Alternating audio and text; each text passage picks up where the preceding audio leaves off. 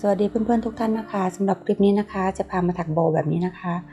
ถักง่ายๆและรวดเร็วค่ะใช้สำหรับตกแต่งชิ้นงานตามต้องการนะคะตัวนี้คือขนาดสำเร็จนะคะประมาณ5 เซนนะคะวันนี้จะใช้เข็มเบอร์ 4/0 หรือ 2.5 มมนะคะจะมีไหมพรม4 พายสีตามชอบกรรไกรนะคะแล้วก็เข็มสำหรับเก็บชิ้นงานนะคะเราจะถักโซ่17 ครั้งนะคะคล้องห่วงแบบนี้เกี่ยวเข้ามา1 ครั้ง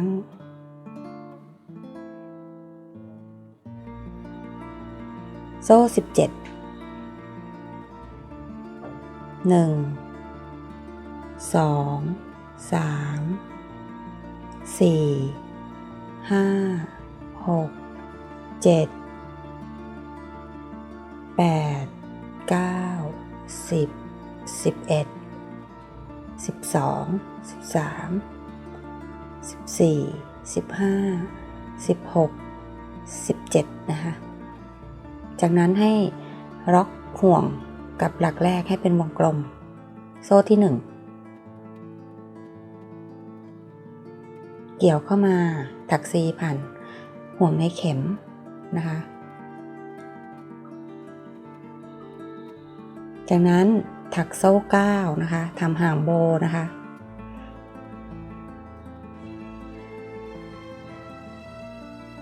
1 2 3 4 5 6 7 8 9นะคะเดี๋ยวเราจะถักวนย้อนกลับมาด้านนี้นะคะแล้วก็วนขึ้นมาตรงนี้นะคะถัก4เป็นหลักแรก1 2แทงลงหลักนี้นะคะหลักที่2โซ่ที่2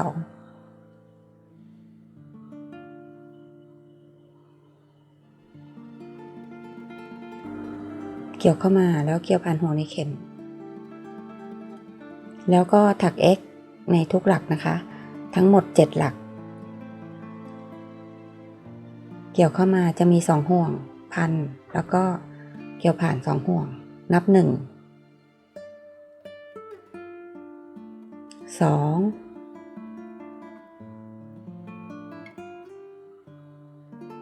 3 4 5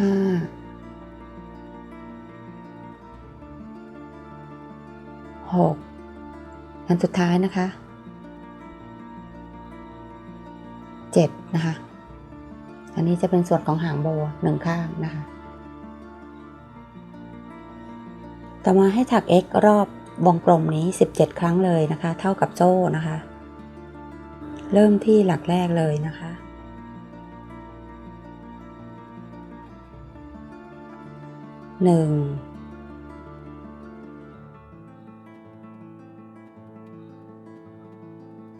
2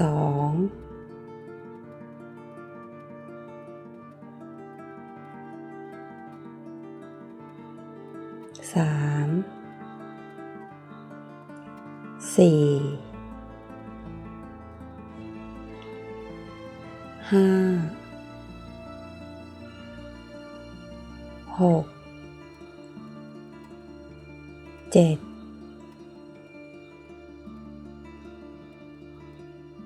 8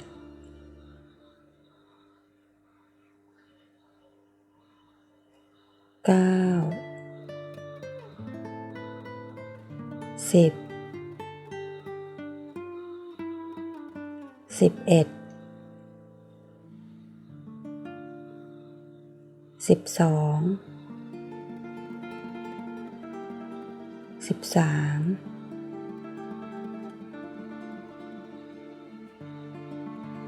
14 15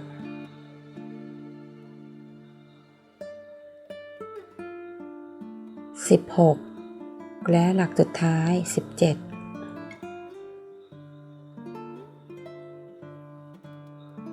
จะได้แบบนี้นะคะจากนั้นให้ถัก C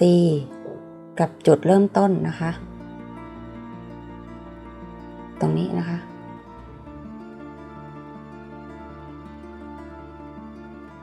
เกี่ยวพันห่วงในเข็มนะคะจบข้างที่1นะคะต่อไปเราจะเริ่มถักโบข้างที่2เราจะเริ่มทำแพทเทิร์นซ้ำกับอันนี้เลยนะคะโดยถักโซ่17นะคะ1 2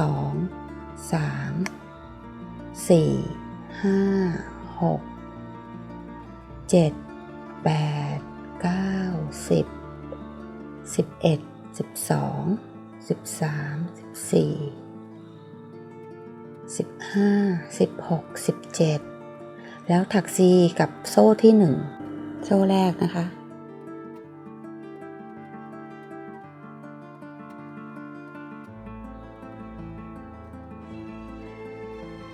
เกี่ยวพันห่วงในเข็มนะคะก็จะได้ลักษณะนี้ต่อไปถักหางโซ่9 1 2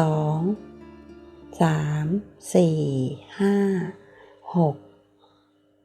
7 8 9นะคะแล้วเราก็จะถักย้อนกลับมาวนเป็นวงกลมเหมือนอันแรกนะคะเหมือนกับอันนี้นะคะโดยการเริ่มที่ C ในหลักที่2 1 2ตรงนี้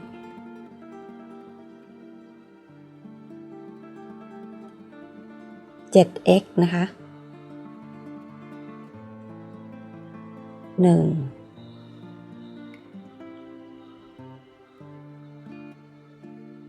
2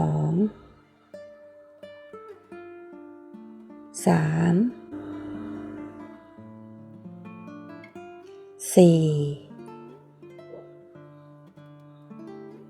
5 6 7ในหลักสุดท้ายของหางนะคะจะได้แบบนี้ต่อมาถักวนวงกลมนี้โซ่17นะคะถัก x รอบเลยถักวนลงไปเลยนะคะอันนี้เราก็เอาไปไว้ด้านล่างก่อนจะได้ไม่เกะกะนะคะถักต่อไปเลยเราจะเป็นลักษณะนี้นะคะ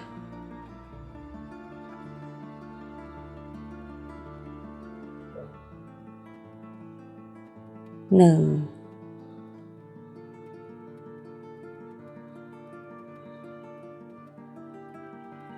6 7นะคะ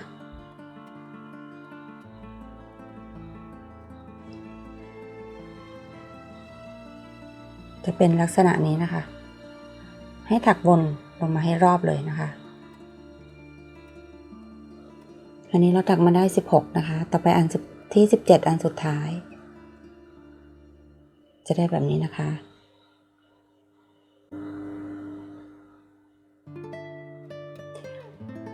แล้วเราถัก C กับ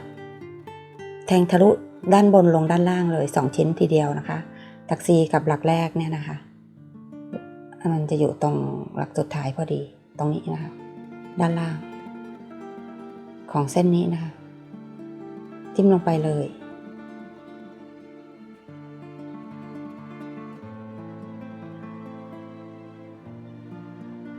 เป็นการเย็บไปในตัวนะคะ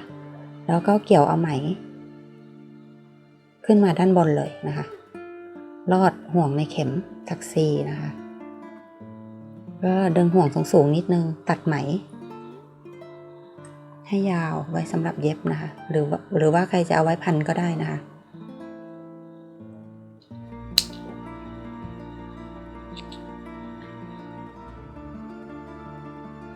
ดึงขึ้นมานะคะ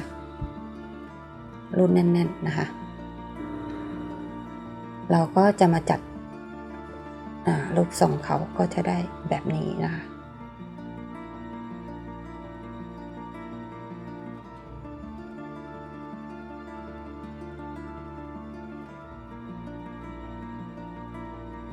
จะได้โบน่ารักแบบนี้นะคะให้เราเย็บนะคะซ่อนปลายแล้วก็ตรึงที่ไม่แน่นเนี่ยให้ติดกันนะคะจัดชิ้นงานให้เรียบร้อยนะคะให้สวยแล้วก็เย็บ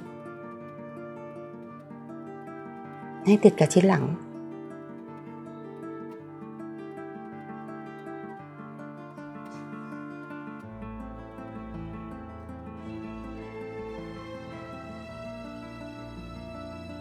แทงผ่านขึ้นมาจาก2ชิ้นติดกันเลยนะคะ